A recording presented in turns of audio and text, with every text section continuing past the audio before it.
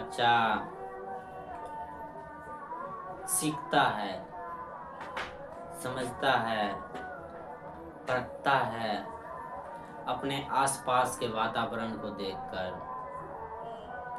वो क्या सोचता है और क्या सोचना चाहता है, वो सब वातावरण से ही पता चल जाता है कि हमारा वातावरण कैसा है, यानी कि हमारा समाज कैसा है,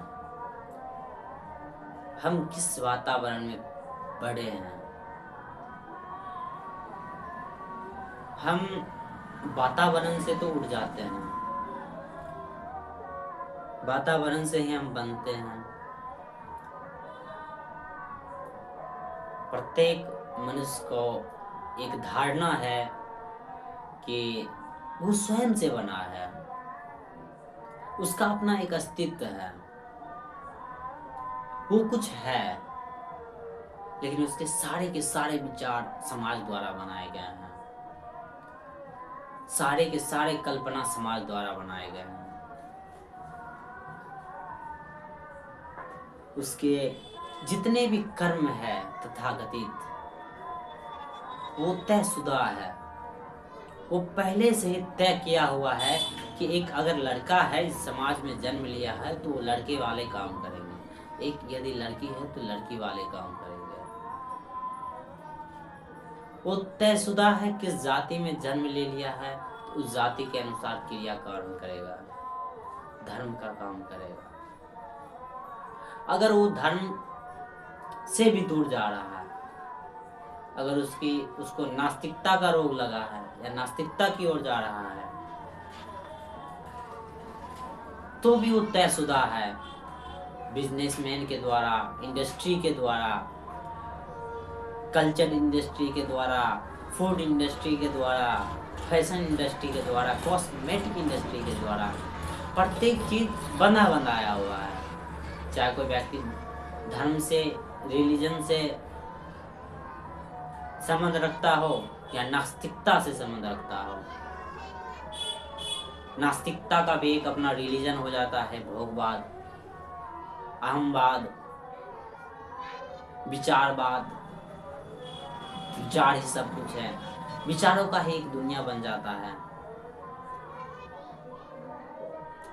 दोनों यहाँ विश्वास अवस्थित है, विश्वास जिंदा है, विश्वास बने हुए हैं। क्योंकि विश्वास बना ही रहेगा, क्योंकि जब तक होश नहीं आएगा तब तक विश्वास से ही जीवन जिया जाएगा। क्योंकि ज्यादा से ज्यादा व्यक्ति बेहोश में जीवन जी रहा है, उसे नहीं खबर है अपने आप का, उसे नहीं खबर है इस प्रकृति का, इस समय का, इस लीला का। ये जो घटना बीत रहा है, जो परिवर्तनशील है, उसको खबर नहीं है, तो विश्वास से ही जी रहा है। उसे खबर नहीं है कल्पनाओं का, धारणाओं का, कि जो हमारा समाज है, जो हमारा जो दृष्टि है, जो हमारी जो दृष्टि से बना हुआ सृष्टि है, सभी कल्पनाओं से बना हुआ है, तो वो बेहोश में है। अब प्रत्येक आदमी बेहोश में है, इसलिए सबका एक विश्वास का एक परत बना हुआ, जमा हुआ है, और उसी विश्वास से वो अपना पूरा का पूरा जो समाज है निर्माण करता है, अपनी चाहत को बनाता है, अपनी वृत्तियों के अनुसार छीनना, निचोड़ना, मांगना, लूटना सीखता है, या वैसा कर्म करता है, चाहे विचारों द्वारा हुआ हो या शरीर द्वारा कर्म किया हुआ हो। विचार भी शरीर का एक भाग है, शरीर का ही द्वारा किया गया है। प्रत्येक मनुष्य जब जो भी मनुष्य विश्वास से जिएगा वो मांगेगा, अगर ये उसे नहीं मिलेगा तो लूटना चाहेगा, वो एक लूट का दुनिया बनाएगा, डर का दुनिया बनाएगा, वो नोचना चाहेगा, छिछोड़ना चाहेगा, अपनी कामनाओं को पूर्ति करने के लिए कुछ भी करना चाहेगा। समाज में इसी प्रकार हिंसा जन्म लेगी और लेती आ रही है और लेती रहेगी जब जब कामना रहेगा, क्योंकि कामना उठता ही अज्ञान से है। क्योंकि यहाँ कुछ नहीं है जो कामना करने लायक हो। कामना उठता ही है अज्ञान से है, या अज्ञान ही कामना है। कामना उठता ही जब द्वंद रहता है तब, और जब जब द्वंद रहेगा, जब जब विश्वास रहेगा, तब तक द्वंद रहेगा।